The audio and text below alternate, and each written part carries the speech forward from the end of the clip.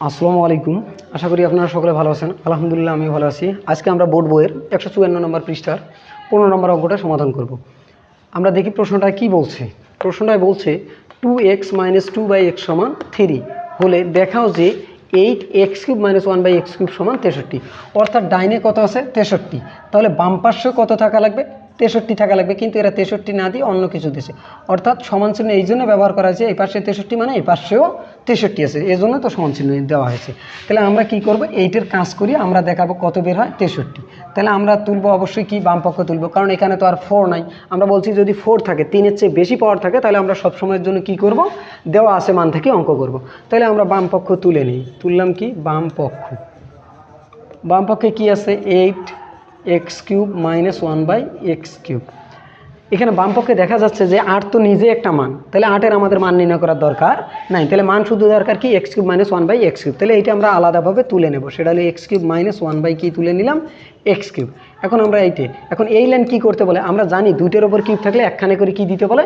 Cube দিতে বলে। তাহলে দুইটার ওপর কিউব আছে, তার মানে এই লাইন বলতেছে, তোমরা সূত্রগুলো ভালো করে পড়লে তাহলে বুঝতে পারবে। সূত্রগুলো কখনো মুখস্থ করিও না, তোমরা লিখে লিখে মনে রাখবে এবং যেভাবে মনে রাখতে পারো, কখনোই মুখস্থ করবা না। যদি সূত্রের ওপর একটা ক্লাস নেই, তাহলে দেখবে সূত্রগুলো কত মানে মুখস্থ করা লাগবে না, এমনিতেই মনে থাকবে। তাহলে আমরা দেখি এই লাইন কী করতে বলতেছে। এই লাইন বলতেছে দুইটার ওপর কিউব যেহেতু, তাহলে আমরা একখানে করে কি দেব? কিউব দেব। যখনই একখানে করে কিউব দিলে, এখানে কি দিছি? মাইনাস। মাইনাস দিলে এখানেই কি হয়ে যাবে? প্লাস হয়ে যাবে। অ্যাডে মাইনাস হলে কী হয়ে যাবে? প্লাস। তারপরে অ্যাড একটা কী বলবে? 3। তারপরে ভিতরে যারা আছে তারা বলবে, ভিতরে কেটে আছে এক্স, তারপরে 1/x।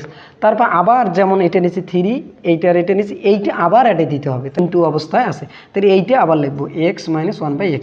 অর্থাৎ এইটাই অ্যাডে লিখলাম, কিন্তু এই কিউবটা আর দিলাম না।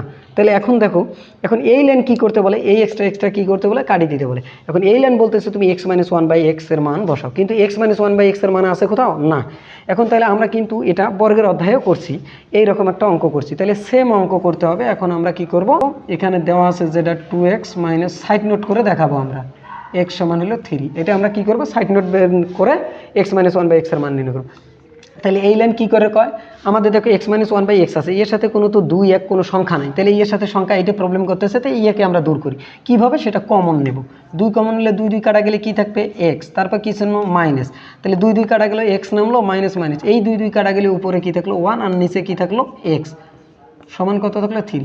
এখন এই লাইন কি করতে বলতেছে? এই লাইন বলতেছে তো 2 এই পাশে গুণ অবস্থায় ওপাশে নিয়ে যাও, তাহলে কি হবে? ভাগ হয়ে যাবে, আর তখন আমরা x - 1/x এরও মান পাবো। তাহলে আমরা কি করব? x - 1/x লিখলাম, আর এই 2 পাশে গুণ অবস্থায় ছিল, ওপাশে গেলে ভাগ, আর ভাগ হলে কোথায় চলে যায়? নিচে। তখন আমরা কি পেলাম? x - 1/x এর মান পেলাম। এখন আমরা এইটা এখানে আনি 3/2, তার উপর আমরা কি বসে দেবো? কিউব, তারপরে কি প্লাস, এরপর কি 3, এটা কিন্তু গুণ অবস্থায় আছে, তাহলে গুণ, এইটার মান আমরা জানি কি? 3/2, উপরে 3, নিচে কি? 2। এখন আমাদের কাজ হচ্ছে এই তিনটে যদি 3-এর উপর দিই, এই তিনটে 3-এর উপর দেবে, এই তিনটে আবার 2-এর উপর দেবে। এই তিনটে 3-এর উপর দিলে বোঝায় কি? 3 কয়টা? 3টা বোঝায়। কি অবস্থায়? গুণ। 3 3 9, 3 9 27, তার মানে উপরে কত হচ্ছে? 27, আর নিচে আসি, এই তিনটে যদি 2 দিই, তার মানে 2 কয়টা বোঝায়? 3টা। তাহলে 2 2 4, 4 2 8 হলো, তারপরে কি চিহ্ন? প্লাস।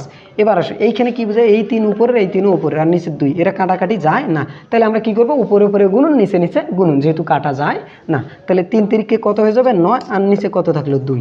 এখন আমাদের কি করতে বলতেছে? লসাগু নির্ণয় করতে বলতেছে, অর্থাৎ ভগ্নাংশের কি হচ্ছে? যোগবিয়োগ। কার কার লসাগু? 8 এবং 2-এর লসাগু। তাহলে লসাগু নির্ণয় করার দরকার নেই। আমরা লসাগুর মধ্যে দেখবো, যদি কোনো সংখ্যা দ্বারা কোনো সংখ্যাকে ভাগ যায়, তাহলে ওটা বাদ যাবে। তার মানে 2 দিয়ে 8 ভাগ যায়, 2 বাদ যাবে, তাহলে পরে থাকবে কি? 8। লসাগু কত হলো? 8। এই 8 কাটা গেলে কত থাকবে? ঘুরিয়ে 27 থাকবে, তারপর কি ছিল? প্লাস। এখন এই 8 টাকা যদি 2 জনকে দেওয়া হয়, কত করে পাবে? 4 করে পাবে। 8 2 জনকে দিলে কত পাবে? 4। এই 4 দিয়ে ওপরেরটা গুণ করতে হবে, 4 9 কত হয়ে যাবে? 36 হয়ে যাবে। 4 9 কত? 36। এখন নিচে আসো, নিচে কি থাকলো? 8 থাকলো, আর উপরে 27 আর 36 যোগ করলে হয় কত? 63। তাহলে আমাদের এইটা মান পেলাম, হলে এইটার মান। এখন আমরা পুরোটাই লিখবো। পুরোটায় কি আছে? আমি পুরোটা একটু এখানে লিখে দিলাম, তোমরা বুঝে নিও যে নিচে লিখতে হবে। পুরোটা আছে হলো, পুরোটা আছে 8x³ - 1/x³। এখন 8 8-এ থাকবে, এটা কি অবস্থায়? গুণ অবস্থায়, আর এইটার মান আমরা বসে দেবো। এইটার মান হচ্ছে উপরে 63, আর নিচে কত আছে? 8। তাহলে দেখা যাচ্ছে এই 8 উপরে, এই 8 নিচে, তাহলে এইটার এটা কাটা, তাহলে থাকলো কত? 63। তাহলে লিখবে বাম পক্ষ সমান ডান পক্ষ প্রমাণিত।